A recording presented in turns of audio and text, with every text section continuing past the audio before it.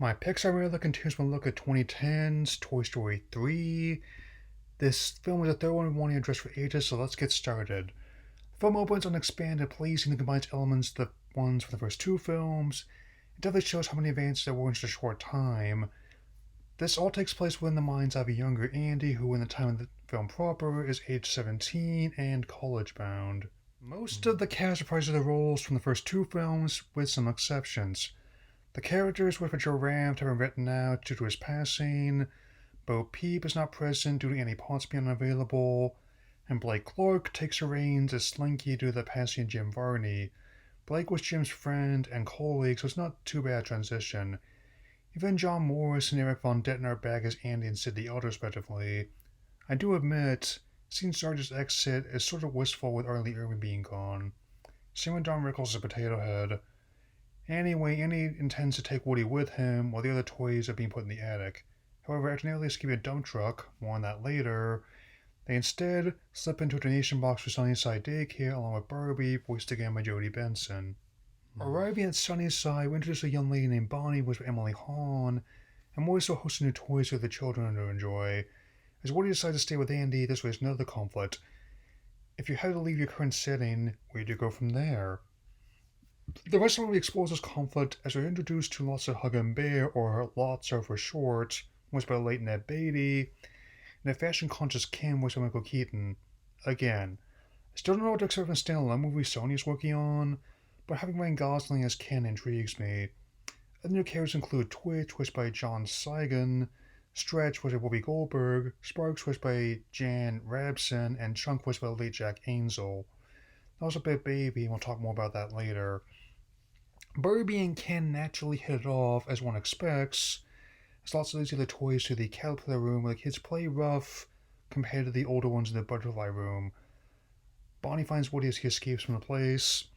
Later that night, Buzz finds the toys and they see and say gambling den inside the vending machine. I'm really amused how Ken gets flustered at being called a girl's toy. Well, the You Can Be Anything tagline covers everything from Doctor to Bricklayer to even Skywalker. Anyway, Buzz is found out by the other toys, and Woody comes to Bonnie's house. There he meets yet more new toys. A hedgehog named Mr. Pricklepants, voiced by former Bond Timothy Dalton, Unicorn named Buttercup, voiced by Jeff Garland, Dolly, voiced by Bonnie Hunt, and my personal favorite, Trixie Triceratops, voiced by Kristen Schaal. There's also a cameo from Totoro, and the Peas in a Pod, voiced by Charlie Bright, who also voiced young Andy in the beginning of the film.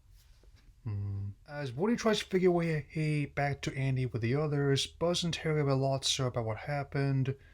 While he agrees to let Buzz in the butterfly room, Buzz won't go with the other toys.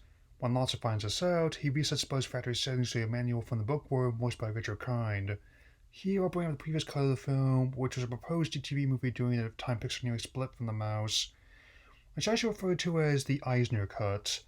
The plot would have been completely different, focused on Buzz being recalled back to Taiwan and identity crisis. It is interesting to read about, but in hindsight, I'm glad this is the version we got. Back at Bonnie's, Woody finds a way back home and Chuckles a clown, voiced by late Bud Lucky, reveals the truth about Lotso. He was once with him and Big Baby, but he snapped after he was abandoned and replaced by his owner, rigging the whole system in Sunnyside in his favor. Chuckles only got out when Bonnie brought him home, so now Woody not only has to save his friends, he also has to topple Lotso's pyramid. Returning to the daycare, Woody gets info on how to help from an old chitter-chatter telephone, voiced by Teddy Newton, one dire warning about the symbol-banning monkey working security cameras. I can only wonder what the monkey was like to those who saw this in 3D and IMAX. I do really like the phones that never break me line, as the one I used to have belonged to my parents. Definitely built to last. He reunites with the other toys, and he starts formulating a plot to escape with them that night. The objective to escape through the garbage chute, which requires a multi-tier plan. The potato is sent outside, Barbie slips into Ken's dream house, leading to one of those highlights of his many outfits. Woody and Slinky incapacitate the monkey, and the other toys wrangle Buzz. Potato Head provides a little distraction as Mr. Tortilla Head. It's just so weird, and I love the ragdoll physics in this part. Barbie manages to get the instructions by using Ken's spacesuit as a disguise. Left for the bookworm just scoffs at the sight of the heels. The attempts to reboot Buzz end up sending him to Spanish language, which is just hilarious. Spanish dub even gives him this thick Andalusian accent, and it really works for the romantic Don Juan in space he's going for here. After Potato Head literally figuratively gets out of his pickle, toys reach their waistbands, but Lotso's onto them. What he also reveals the truth about Lotso's past, about his previous owner, Daisy. Lotso officially loses what's left of his sanity. Baby tosses him in the dumpster. Just then, trash comes and takes him to Tri-County landfill. Well, the second movie technically was in line. The denouement is one that stuck with me for over 10 years, not just the initial scene on the conveyor belt, but the finale where Lotso turns up and betrays him to the incinerator once again. I can only imagine what it was like when people saw this movie in 3D and IMAX. At any rate, it's a very effective moment as the toys all silently join hands ready to accept their fate. The music really sells and it makes it all the more satisfying when the little green man that saved them. This is a moment that can only be done when the story has reached this point, and after all that Lotso has done, karma gets him when one of the garbage men straps him to the wheel of his truck. Cleaning up, the toys make their way back to Andy's house, and after a moment, Andy says to take one last stop at Bonnie's. He bequeaths his toys to her, one by one, finish on Woody.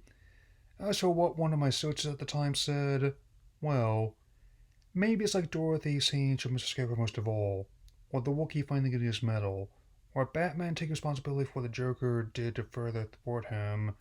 So after one last play session, they close the story in the words, "So long, partner." The credits also show Barbie and Ken forming Sunnyside among other exploits. I especially like the Spanish language cover of You Got a Friend in Me. It's a good time to ending wrap this up. This film, which later led to a fourth and an array of short films, was highly anticipated upon its release in 2010, and it didn't disappoint. The fact that people went so nuts about this guy's Panda is proof of how many people love these films and still do. It ended up being the biggest hit of the year, making $415 million in the US and over $1 billion worldwide. The first animated film ever to do so. It's another film that ranks among Pixar's best. As for the upcoming Lightyear, if you ask me what I want from it, my reply would be simple: for it to be good. Right now, I'm just going to keep enjoying what I feel is the best second sequel ever made. It really is that good. Fireys 4 out of 4. Next time, Pixar Marathon continues my look at their first fairy tale, 2012's Brave. So long, partner.